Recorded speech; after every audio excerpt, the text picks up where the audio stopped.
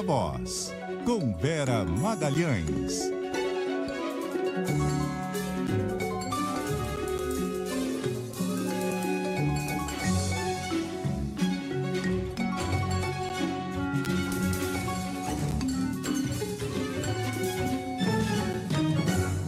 Viva Voz, Vera Magalhães, boa noite. Oi, Bocardi, boa noite, Carol, ouvintes e quem nos assiste. Boa noite. Bom, falar sobre a Argentina, toda essa discussão aí em torno da reação, né, do presidente Lula diante da vitória de Javier Milei. Vai ou não vai a posse, encaminha, manda alguém, como é que tá essa relação aí? Pé esquerdo na relação?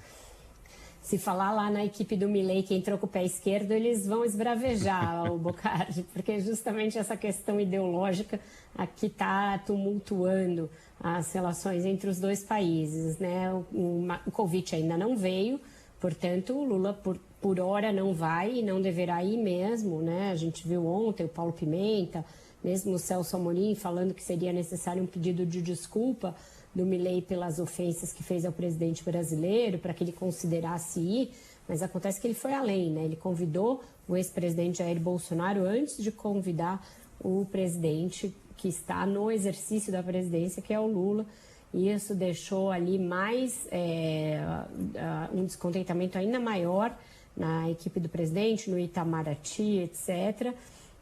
Hoje, o embaixador brasileiro em Buenos Aires, o Júlio Bitelli, falou que não ajudava, que não era de bom tom esse tipo de atitude de convidar o Bolsonaro e toda a entourage do Bolsonaro antes de convidar o presidente da República.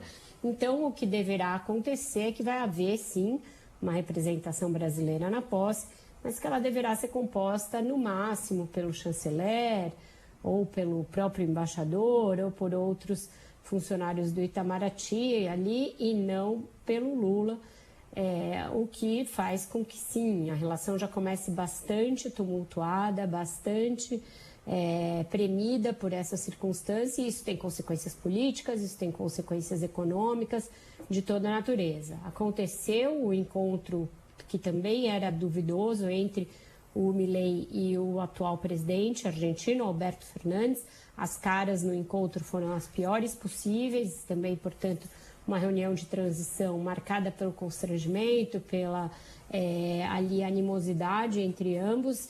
Então, esse período de transição já deverá mostrar uma série de dificuldades para o presidente eleito, inclusive para anunciar como ele vai compor a equipe dele, como ele vai implementar algumas propostas de dificílima execução, como a ideia de extinguir o Banco Central, dolarizar completamente a economia e romper com o Brasil, romper com outros países, enfim, todas as bravatas que ele fez na campanha, que foram responsáveis em grande parte pela sua eleição e que agora ele tem de pôr em prática com muitas dificuldades para isso. Então, vai ser uma transição tumultuada e a posse, pelo jeito, até lá, não vejo muitos sinais de que essa relação com o Brasil vá melhorar. Vera, falando aqui de Brasil, vamos falar da volta do Congresso ao trabalho. Tem vários assuntos aí chamando a atenção. A votação da LDO é o que concentra aí o foco dos deputados e senadores nesse momento? Sim, Carol, porque é lá que está o din-din, né? Então, concentra o trabalho deles e dentro desse trabalho o foco absoluto na questão das emendas parlamentares. O relator, Danilo Forte, instituiu um dispositivo segundo o qual tem que ter um cronograma para o pagamento das emendas. Então, né, não é só ali quando elas vão ser pagas por rubrica, mas um detalhamento ali de uma execução ao longo do ano de emendas cujo valor aumentou sensivelmente, né? Um aumento de mais de 23% no volume total de emendas, aumento tanto de emendas de bancada quanto de emendas individuais e também as tais emendas de comissão. Então, em todas as rubricas de emenda, você tem muito mais recursos sendo colocado e com essa obrigatoriedade de execução. Então, não é exatamente que todas passem a ser impositivas, mas o estabelecimento desse cronograma faz com que o governo tenha de de tempos em tempos pingar um dinheirinho ali para deputados e senadores. Ele diz, engraçado, né, que hoje em dia, da maneira como é, o Congresso é que fica muito à mercê do governo para ter as suas emendas, como se não fosse exatamente o oposto. O governo à mercê dos deputados e senadores para cada votação ter de ir lá pingar um pouco de emenda. Então, começou assim a discussão da LDO, muito voltada para essa questão das emendas e o governo sem muita margem para enfrentar ou para impedir o aumento dessas emendas, justamente porque também acumulou muita coisa na pauta e o governo precisa dos deputados e senadores para destravar essa pauta. Então, uma negociação em que o Lula, o Padilha, o Haddad não tem muitos mecanismos, muitas ferramentas para barganhar, para reduzir o valor das emendas, para dizer, olha, não é bem assim, cronograma não dá para ser estabelecido pelo Congresso, tem que ser estabelecido pelo Ministério do Planejamento. É difícil até fazer esse tipo de negociação. Ô Vera, tem também a proximidade com a votação de vários vetos de Lula, vai cair tudo, como é que tá?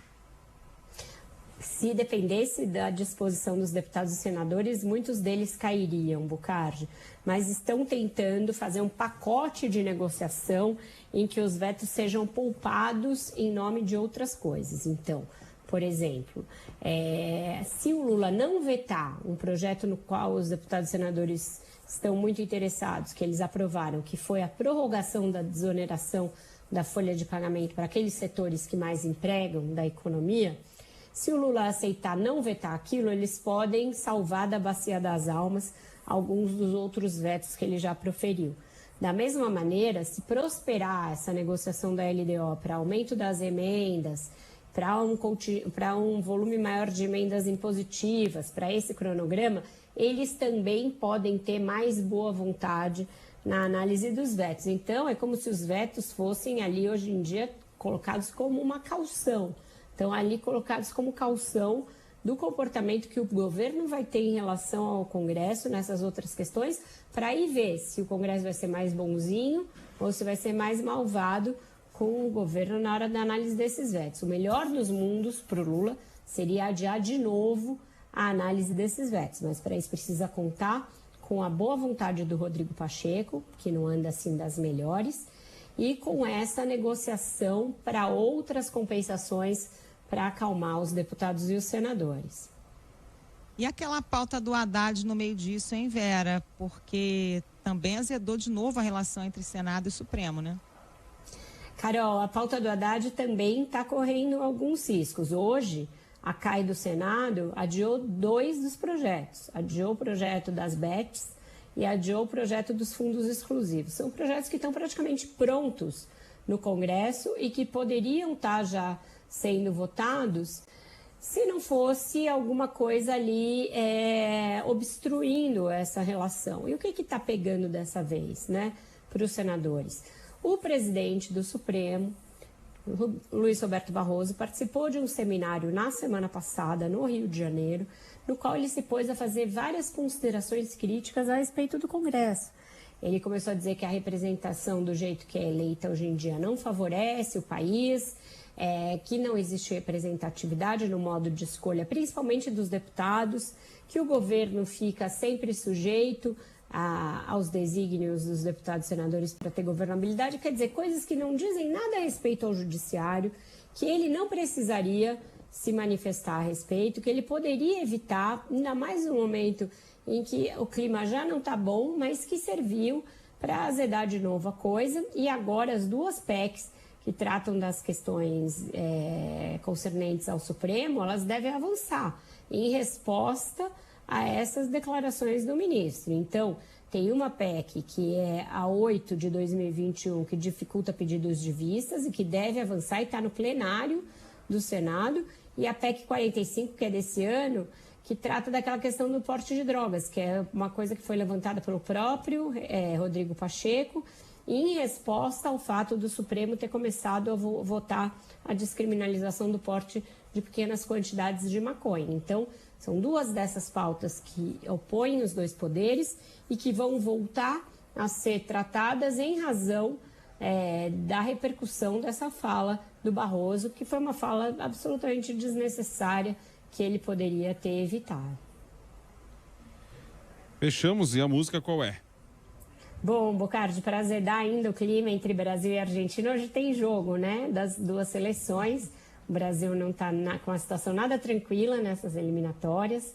A gente está aí, vem de algumas derrotas, vai ser no Maracanã o jogo e a gente vai com uma musiquinha que o Fute Paródias, esse pessoal do Fute Paródias, meu filho ama eles, fez para falar dessa rivalidade entre Brasil e Argentina no futebol. Solta aí. Um dos maiores clássicos mundiais. Vou deixar esse hermano começar, vai. Ei, aqui é a Argentina, pronto pra te destruir na rima. No campo sou obra-prima e o meu futebol fascina. Da América Latina para o mundo, não esquece. Sou o país de Maradona e de Messi. Aí, hermano, não dá pra comparar, né? O país do futebol tem Garrincha e Pelé, Ronaldo, Rivaldo, Gaúcho, Kaká, Zico, Romário, que é mais? Eu posso continuar, yeah. Não precisa que eu já entendi o recado, nenhum deles ainda joga, vocês vivem do passado. A cada ano que passa tu só decai. Aqui é raça argentina e é futebol cai-cai. A gente cai, se levanta, o pai tá ou não adianta, meu. Foi nem sair do bar se o Messi desapareceu. Cadê o ET? Será que ele fugiu pra Marte? Vocês têm inveja que aqui o futebol é arte. Ei, tá procurando o Messi, eu te ajudo, colega. Enquanto isso, segura aqui essas bolas. Vai dar o quê? Vai dar o quê? Vocês têm palpite aí ou vão deixar pro PVC? A gente tá difícil até pro palpite hoje esse jogo aí, meu Deus do céu. Ninguém quer dar um resultado pra Argentina, é melhor fazer o silêncio. Eu também vou deixar pro PVC essa daí. Coitado do PVC. Valeu então, Vera. Obrigado, boa noite. Gente. Até amanhã. Tchau, tchau. Até mais.